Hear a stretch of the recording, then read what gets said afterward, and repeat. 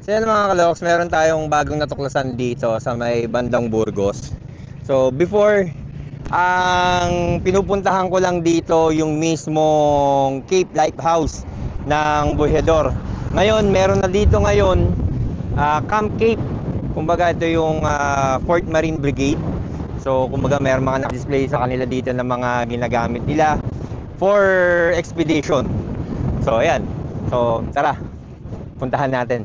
Nakakainggan to dahil before nung dumadaan lang ako kami dito tuwing pupunta kami ng Pagudpod, bakanting lote lang to, at once na dumaan ka na, pag nakamotor ka, hahampasin ka ng hangin. Pero hanggang ngayon pero ngayon talagang mapapahinto ka na, at dahil ngayon mo makikita ng malapitan itong mga ginagamit ng mga military natin, di ba?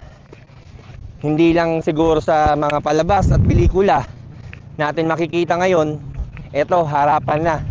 Pero sabi nga nila noon, pwedeng sakyan or pwedeng tumungtong sa mga ito. Pero sa ngayon hindi na, dahil meron nga daw bata na aksidente, nahulog. Kaya pinagbawal na nilang sakyan. Ang lakas ng hangin pa rin dito, tignan nyo yung... Hindi ko na maisot maiging sombrero ko. Grabe. Tara, ikot tayo ngayon dito.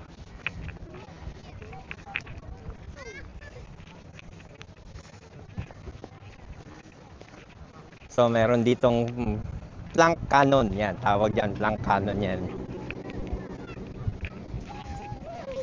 Makikita lang natin yan sa mga palabas, lalo na sa mga balita nung pag binobomba ng mga militar. Pero ito, malapitan na natin pang makikita talaga yung mga magaganda na sandatahan, kapalupa man o pang himpapawid. Tulad nitong Blue Diamond. Yung Blue Diamond na yan, ginagamit yan before, na pagkakatanda ko, pag nasa Luneta, nag-exhibition yan. Isa sa mga magagaling na piloto ang Pilipino pagdating sa mga exhibition ng mga, hindi ko malaman kung F5 Freedom Fighter. So yan no. Yan, early 1960s ginagamit nito panlaban, pero nung tumagal naging pang exhibition na lang talaga to. Makikita mo dan ilan sila, tapos magbubuga sila ng mga usok na kulay pula, asul, tsaka puti.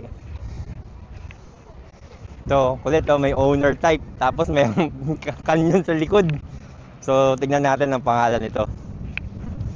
So, ito yung M151. Yan, no? Or MAT stand as 1/4 ton multi-utility tactical truck. Galing, oh. Ganda. Ito may Humvee. Sa ngayon, yung Humvee, yung kumpanya ng Humvee, meron ng mga pang hindi na pang military. Ginagamit na rin ng mga private person o yung citizen, mga civilian. So yan. Galing, oh. Ay, may machine gun pa sa likod. So, B150 APC.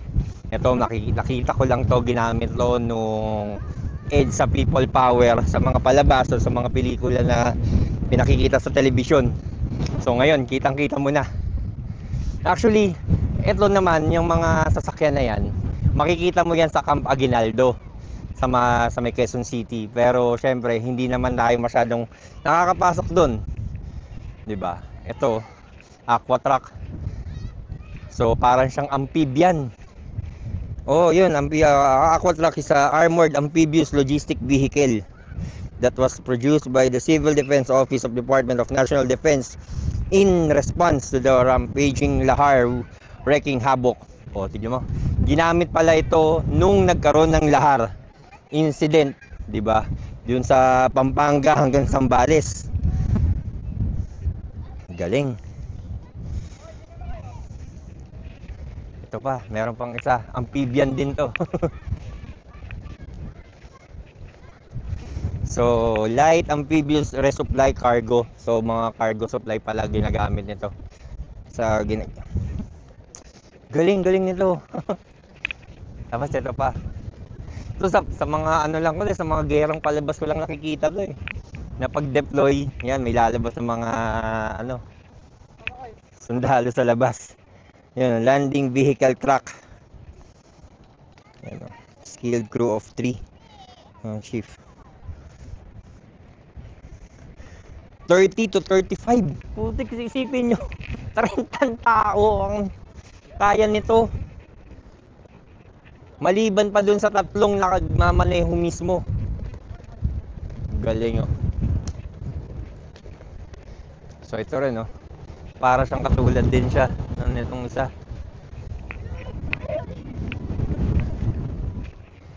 Naman natin tong isa na to. Ito amphibian din siya. So ito howitzer naman, truck howitzer, ganun din. 2006.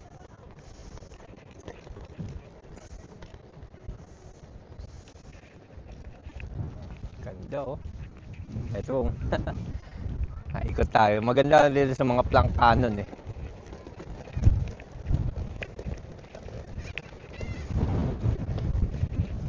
Banwar, Iti, Amyanan. Ano ibig sabihin kaya yan? Search mo nga. Yan, search natin kung ano ibig sabihin nito. Pero kung mapapansin nyo, meron tatlong sundalo na nakaluhod at malamang sa malamang may isang sundalong nakalibing na nagbibigay sila ng respect or dasal siguro. Galing. Tapos meron dito mga iba't ibang klase ng bandila ng Pilipinas mula kay Andres Bonifacio. Ayan o, paiba-iba. Banuarte Ilocano praise that heroes of the North. So ibig sabihin pala nito sa Banuarte Amyanan is heroes of the North. Salitang Ilocano. Galing dito, nakakatuwa. Meron bang entrance tayo dito, ma? Wala. Wala. Kailangan lang mag-register. Yun. So, libre pala ang pagpunta dito, pagpasok dito. At makikita mo na ng harapan. At sayang nga, pinagbawal na nilang pasukin o lapitan mismo. O papasok dun sa mismong loob ng mga nito. Dahil nga meron nga ng na-aksidente na bata. Sayang. Hindi natin naabutan yon, no? Ito, mga ang tawag alam ko mga machine gun to eh, yung sa mga anti-aircraft. Ay, mga anti-aircraft. Siguro ito pwede pang anoan. Pwede pang sakyan. Yan. Di ba sana pwedeng i-testing, no? Halika nga, tignan natin yung paano to. Parang dito yata nakaupo yan, no? Ay, wala na, na-stuck na, yo. Sana kung naiikot to. Siguro pag inikot to, aangat kasi dito nakaupo yung mismong sundalo mo. Tapos ayun, pedal. Isipin mo, anti-aircraft. Mayroon pa dong isa, tignan rin natin, baka yun, baka yun gumagana.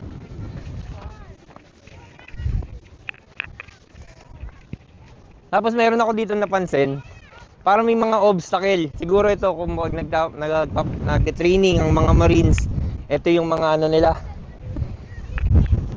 So ito medyo kompleto. Di katulad nung isa, medyo sira na, wala nang upuan. Ito meron. Sana wala naman, di naman maiikot to. So ito yung asintahan, no. Yung asintahan, tignan nyo. Manual na manual.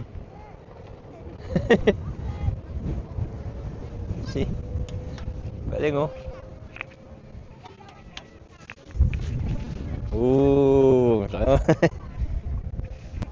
Galing.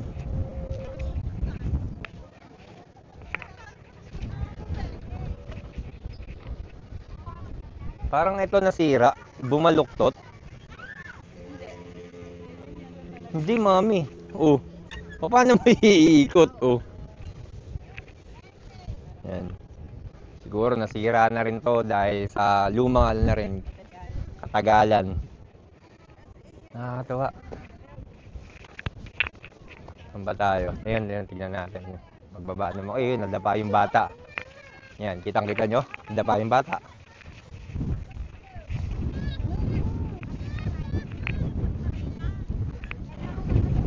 Ayun, sintahan lang eh. Manual eh, oh. Ay, ikot pa kaya. Oh, to. To. Ay, wala na. Hindi naman. Ha? Ha? Wala eh. Pero, yun nga daw. Tatabakan ka. Yun, no? Paano to? Tapos, ano hawakan mo dito? Parang, okay ka na, okay. Diba, siguro, baka may mga ibang natanggal dito. Hindi lang siguro naman yan. Ito yung ano yan. Pero nakakatuwa yan. Naiikot-ikot mo pa. Ayan, no? Akala mo, isipin ng mga bata parang ano to eh. Laruan lang merry-go-round. Ayun, yung kabila na bababa. Tapos ito pang ikot. Let's go there.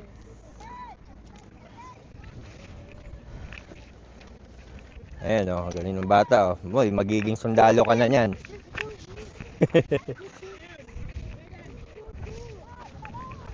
Nakakatawa.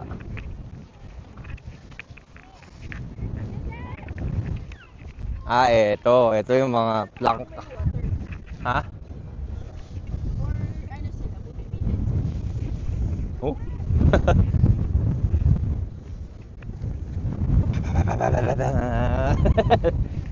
Ang bigat pala nito. No? Ayan, oh.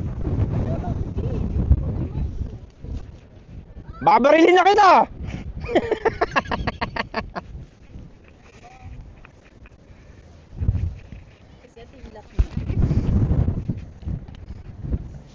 Oo nga lang. Sandalo ka. Dahil may spring, oh. Dahil ito, naglalaro to. Machine gun eh, oh. Ayan, so, tapos, yan, punta tayo dito sa mga obstacle. Pero hindi na tayo susubok, baka bumalabag pa tayo katulad ng bata kanina. Galing, oh. So malamang hindi ka dito tutulay na naka sa paa mo. Siguro yung katawan mo lang. Para ka magko-crawl ka ng parang spider.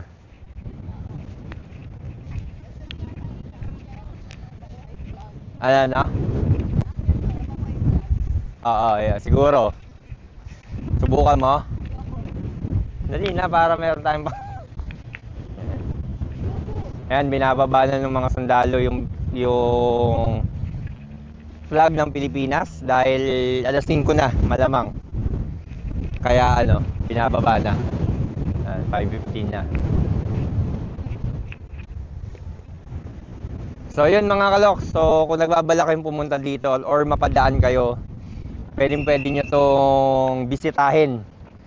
Libre lang naman, wala kayong babayaran, basta kailangan lang yung mag-register. O, diba? So yun lang. So hanggang dito na lang muli. So this is Loki Moto. Yan. So more travel and travel never ends.